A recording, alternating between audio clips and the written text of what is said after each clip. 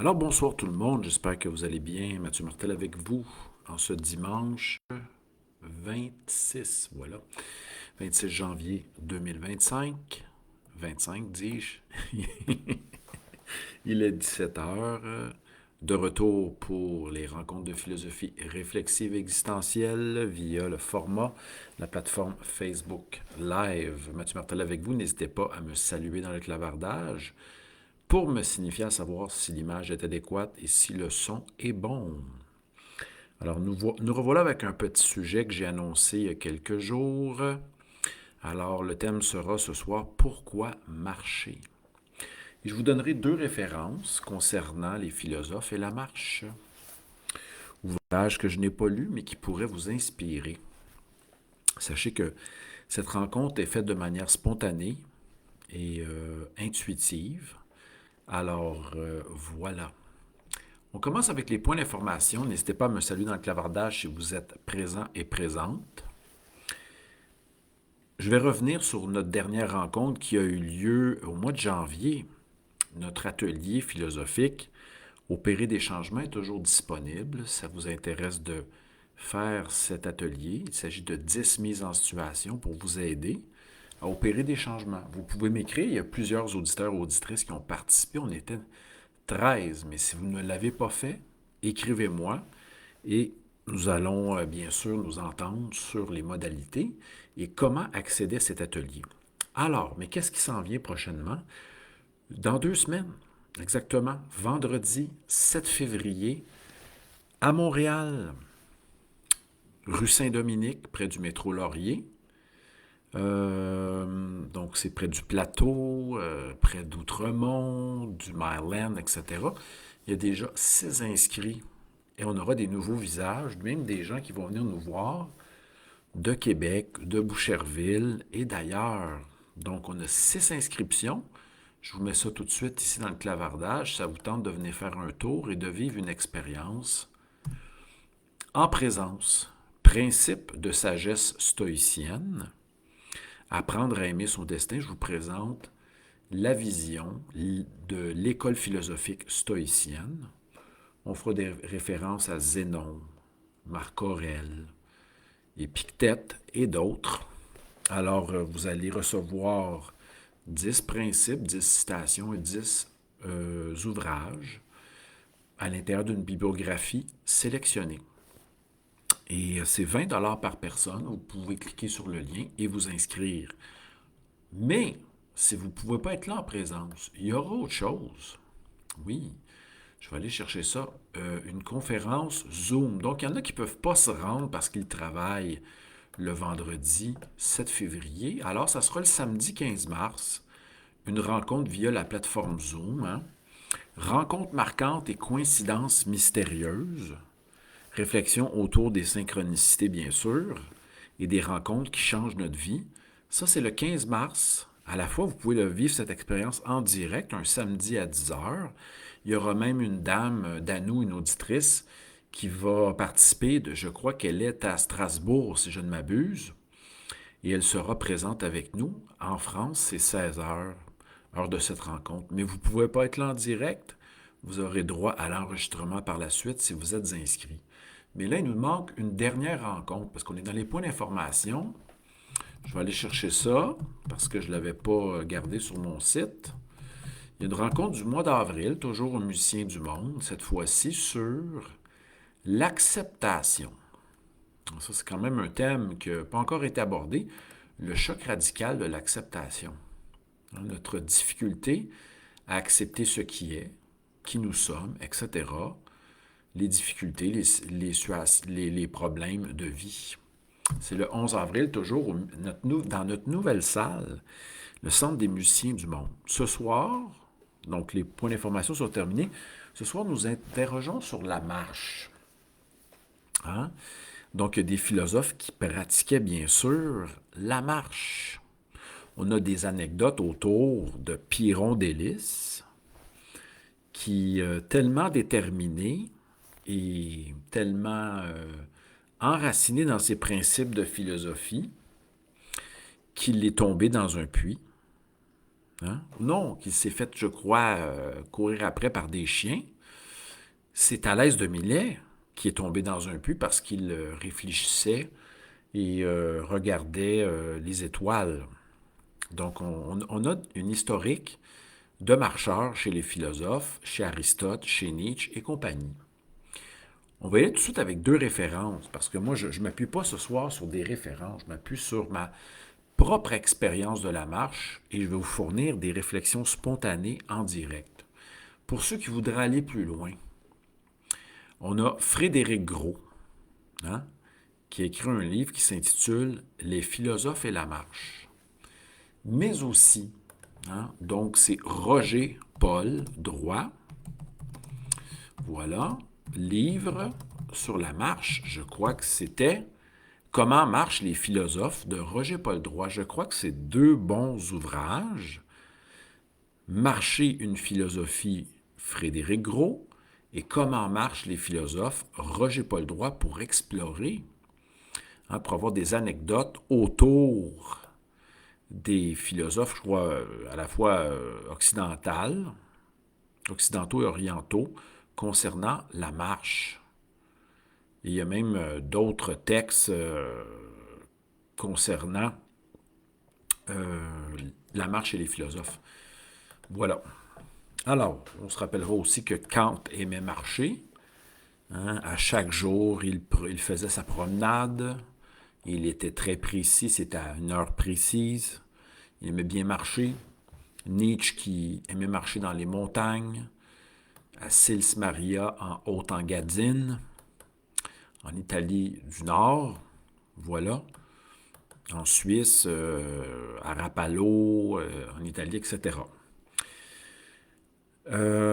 Mais aussi Aristote, hein, Aristote, dont les philosophes se dénommaient ou étaient qualifiés de péripatéticiens. Hein. Péripathène, hein, marcher autour, si je ne m'abuse, hein. Péripatéticien, étymologie, allons voir ça. Les disciples d'Aristote, hein, dérivé du suffixe péripatétikos, qui aime se promener en discutant. C'est ça. Qui aime se promener en discutant. Donc, les disciples d'Aristote et Aristote lui-même aimaient bien réfléchir, discuter, penser en marchant. Et Nietzsche aussi était motivé par cette position que c'est en marchant que nous pensons le mieux. Mais je vous pose la question tout de suite. On est 4 auditeurs en ce moment. J'espère qu'on sera plus nombreux et si vous appréciez, partagez. Pourquoi marchez-vous? Hein? Qu'est-ce qui vous pousse à vous promener? Pourquoi aimez-vous marcher d'abord? Pratiquez-vous la marche? Et si oui, pourquoi marchez-vous? Y a-t-il des raisons qui motivent l'art de la promenade? Ça sera notre question. Je vous invite à commenter ici dans le clavardage. Je vais en profiter pour vous saluer aussi nos auditeurs et auditrices qui vont nous écouter en différé. Sachez que ces rencontres Facebook Live existent depuis bientôt 5 ans. Le tout a commencé le 23 mars 2020 en pandémie et se poursuit de façon spontanée. Alors, c'est une approche très différente des conférences, approche aussi différente des webinaires. Hein, si vous voulez entendre un webinaire philosophique, je vais vous mettre le lien tout de suite. Vous allez sur ma page mathieumartel.com dans la section webinaire. On a 24 enregistrements, voilà, 24 enregistrements qui ont eu lieu de 2022 à 2024. Mais l'expérience ultime, hein, comme j'aime le dire, et qui est liée à ma vocation, c'est bien sûr de vivre une expérience magique, mystérieuse, surprenante, en présence. Et cela se passe à Montréal, à moins que vous m'invitiez partout ailleurs au Québec. Hein, si vous désirez m'inviter et que vous êtes capable de regrouper certaines personnes pour former un petit groupe, je suis ouvert à me déplacer. J'ai souvent des offres, donc je vais me déplacer notamment au mois de mai à Outremont avec gens qui occupent les mardis du Y, donc du YMCA. Des gens qui m'ont invité 6 fois à peu près à date. J'en profite pour vous saluer. Salutations à Cathy Maya, salutations à Mélanie. À Mélanie, deux Mélanie, Mélanie Beaupré, Mélanie Boano, Martine, merci d'être là. Salutations aussi à tous ceux et celles qui nous écouteront en différé. Alors, pourquoi marcher? C'est humain la marche, hein? C'est une pratique humaine. Nous sommes à la verticale, nous mobilisons tous les muscles de notre corps. Et nous adoptons cette posture à la verticale. Il n'y a pas tant de mammifères que ça qui puissent se dire d'être totalement à la verticale et pratiquer la marche. La marche peut être lente, plus rapide. Il y a même un sport qui est la marche rapide. Elle constitue même un sport en tant que marche rapide. Mais je vous pose la question ce soir. Pourquoi marcher? De mon côté, c'est essentiel. Il y a des auditeurs aussi, auditrices qui marchent, qui me disent qu'ils marchent entre 7 et 10 km par jour. C'est un peu mon cas. Aussi du fait que j'enseigne debout. Donc la pratique, la station debout, en mouvement, que procure cet exercice de base qui ne coûte rien, mais qui est fort essentiel pour maintenir, pour mobiliser tous les muscles de notre corps et mobiliser toutes sortes de systèmes, le système respiratoire, sanguin, active le système digestif. Je ne serai pas là ce soir pour, bien sûr, vous vanter les bienfaits au niveau de la médecine ou des études de physiologie. Allons-y avec des arguments qui nous touchent, nous.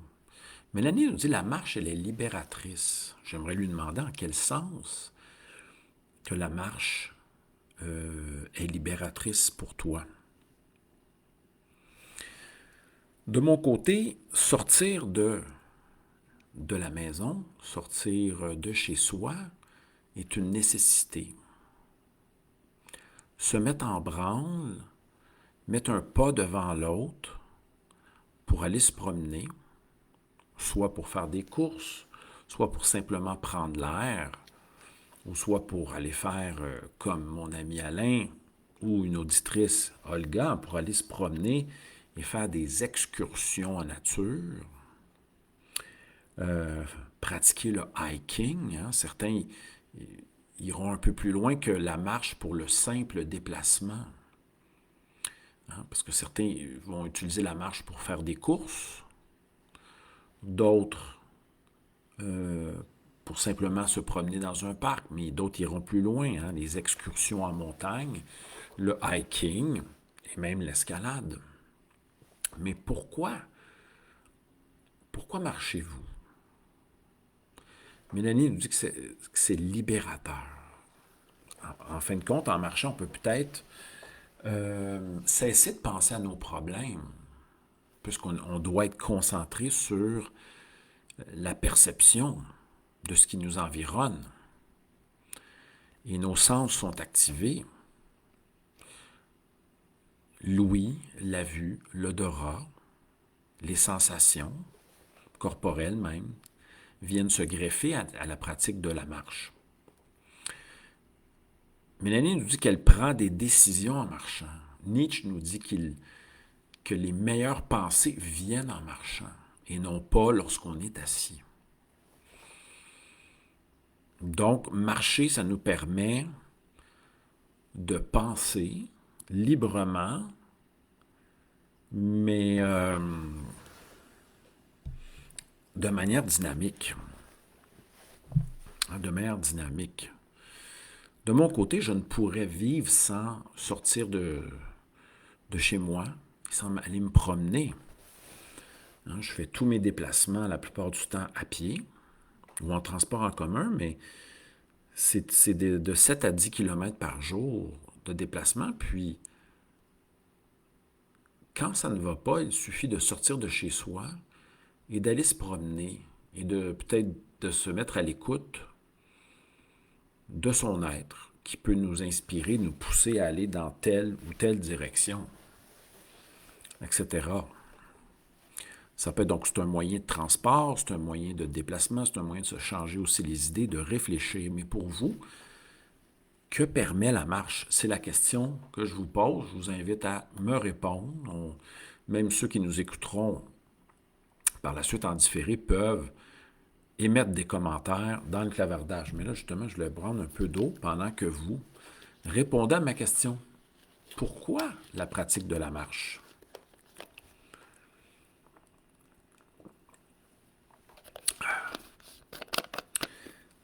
Certains prônent par ailleurs le déplacement en vélo parce que c'est plus rapide. Il y a cet aspect-là dans le vélo. La rapidité. Et certes, quelquefois, les cyclistes se sentent au-dessus des lois et font reposer leurs responsabilités souvent chez les chauffeurs de voitures, conducteurs de voitures. On voit ça souvent. Mais le cyclisme en ville permet un déplacement plus rapide, notamment. On a aussi parmi nos auditeurs et auditrices des fanatiques de la course.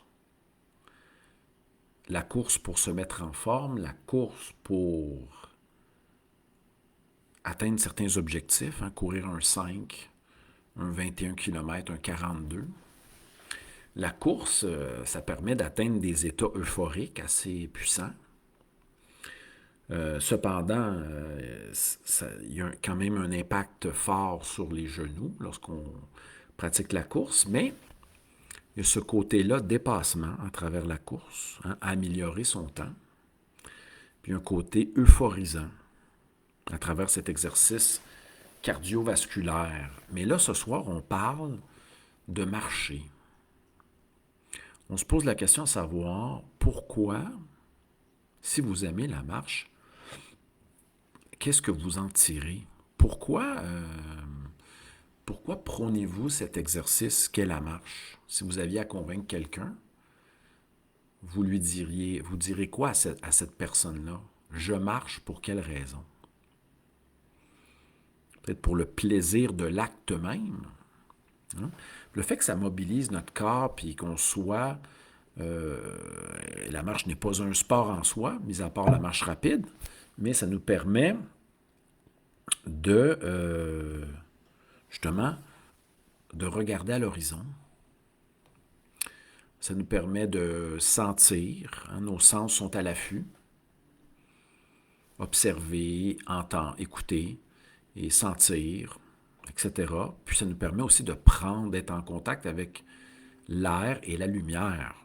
Donc, pourquoi appréciez-vous la marche? Et que c'est ça la question. Que trouvez-vous de bon dans la pratique de la marche? C'est la question que je vous pose ce soir.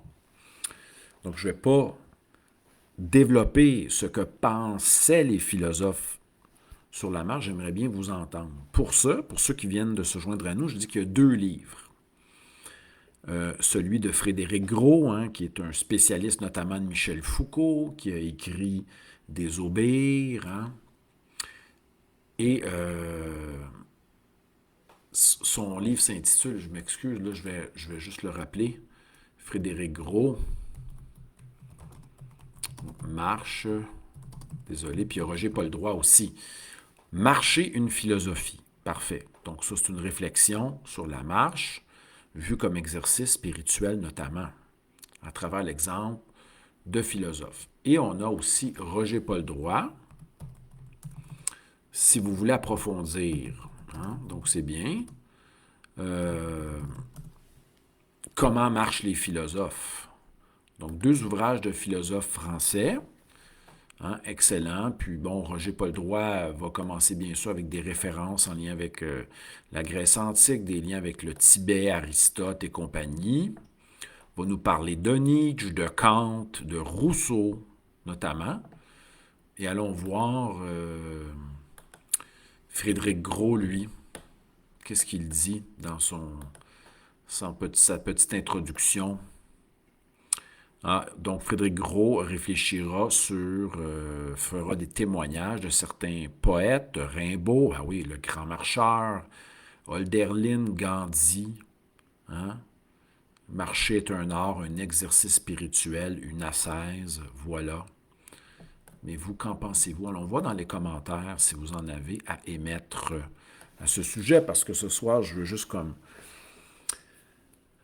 initier cette réflexion autour de la marche. Oups, désolé, ma chandelle vient de s'éteindre. Voilà. Alors, salutations à tous et à toutes qui êtes là. On salue nos auditeurs qui vont nous écouter en différé, notamment François, Isabelle. On salue Amélie, Paul, Bérénice, Hélène, peut-être même Hélène qui est disparue depuis un bon bout de temps, et bien d'autres, Éric. On le salue. Alors, est-ce qu'on a des réponses? Joanne, ben oui, Joanne qui a gagné un livre, j'ai oublié de dire ça, mais qui ne m'a pas réécrit. Est-ce qu'on verra Joanne à la conférence en direct? Est-ce qu'elle m'écrira pour recevoir son livre? Parce qu'on a fait un tirage de quelques ouvrages la semaine prochaine et je les apporte à la conférence. Hein? Donc, je vais apporter ces livres-là qui ont été gagnés. Et il y a même Cathy qui a gagné un laissez-passer. Elle me dit qu'elle sera là à la conférence qui aura lieu sur Zoom, sur les synchronicités. Elle a choisi cette date. Joanne nous dit qu'elle marche en nature parce que cela est ressourçant. Marcher en nature, en forêt, c'est se ressourcer donc à travers le calme, le rythme. Nous sommes à travers une forêt, nous oxygénons. Cela nous enracine. Hein? Et nous sommes inspirés par les conifères notamment. Donc la marche pour Martine, donc libérer son esprit, calme son système nerveux et m'aide à réfléchir. Voilà ce que peut la marche. Mais moi, j'aime pratiquer la marche pour juste simplement une marche. Quelquefois, il y a des marches sans but, sans direction, sans objectif. Puis des fois, il y a des marches. Nous marchons pour nous déplacer, hein, gambader en ville. Et justement, j'avais un livre qui concernait flâner à Paris, hein, qui était une réflexion sur le fait de flâner à Paris. Donc, dans les villes européennes, ce qui est bien, c'est qu'on peut tout faire, notamment à Paris, tout faire à pied, aller au café, bouquiner, etc. C'est comme une sortie, ça permet une sortie culturelle. Ici à Montréal, on peut faire la même chose, aller manger une soupe faux, bouquiner, aller dans un magasin de musique, euh, s'asseoir un café, prendre un goûter, réfléchir, écrire son journal, c'est merveilleux. Et tout cela en se déplaçant à pied. Voilà. Alors, hein, c'est pour ce petit live ce soir, c'est pour vous qu'on puisse s'amener à se poser ces questions-là. Est-ce que je marche? Est-ce que j'apprécie la marche? Ou je préfère des excursions, des promenades en forêt, pratiquer le hiking, grimper des sommets. J'ai un collègue, Jean-Pierre, qui est à la retraite maintenant, qui, lui, c'était vraiment un grimpeur de sommets. Il allait au Mont Washington, il a fait la série des montagnes 3 fois, 52 sommets. Et après chaque cycle de 50, il s'ouvre une bouteille de champagne au sommet. Ça, c'est autre chose. Hein? L'alpinisme, c'est autre chose aussi. Hein? D'aller le plus haut possible sur les hauts, aller grimper les sommets du monde, hein, les grands sommets du monde, l'Everest, le K2, le Kilimandjaro, ainsi de suite. Ça, c'est autre chose, mais la marche peut être pratiquée simplement en forêt, dans un parc, en ville, etc. C'est un exercice merveilleux pour garder la forme et pour s'oxygéner et pour sortir de, disons, de laisser mettre de côté ces ruminations, ces problèmes, quelquefois un trop-plein d'énergie ou un état anxieux. Sortir de chez soi et aller se promener, c'est peut-être une bonne chose. Alors voilà, les amis, nos auditeurs, auditrices vont se lâcher lousse dans les commentaires. Si vous appréciez, vous pouvez partager la vidéo. Sachez que si vous avez manqué nos dernières rencontres, il y a 2 endroits pour réécouter toutes nos dernières thématiques. Alors, dans la section vidéo de ma page Mathieu Martel Philosophe sur Facebook, et vous allez pouvoir aussi consulter la section événements. Par ailleurs, si vous écoutez les webinaires que nous avons enregistrés avec Vox Populi sur des thématiques, donc il s'agit de conférences d'1 heure avec période de questions, c'est sur mon site mathieumartel.com dans la section webinaire. Et si vous voulez vivre une expérience en direct en présence, vous allez dans la section événements de mon site, tout est là, les dates, ce qui s'en vient, sur la page Mathieu Martel Philosophe ou sur mon site. Les dates sont là pour pouvoir vivre une expérience de philosophie vivante, bien sûr, et lors des rencontres, j'apporte toujours mes ouvrages, donc 6 ouvrages à ce jour, écrits entre 2005 et 2020. Et je vais apporter mes ouvrages à la prochaine conférence en présence. Sur ce, les amis, passez un bon dimanche, de la finale du carré d'as de football de la NFL. Portez-vous bien et à très bientôt. Nous allons nous revoir probablement dimanche prochain. Et par la suite, ça sera en présence le 7 février au Centre des musiciens du monde. Je m'attends à une super belle soirée autour. Nous allons réfléchir sur les stoïciens. Prenez soin de vous. Bonne soirée. Merci de votre présence, tout le monde. Bye bye. Et bonne fin de soirée. Bye bye. Bonsoir.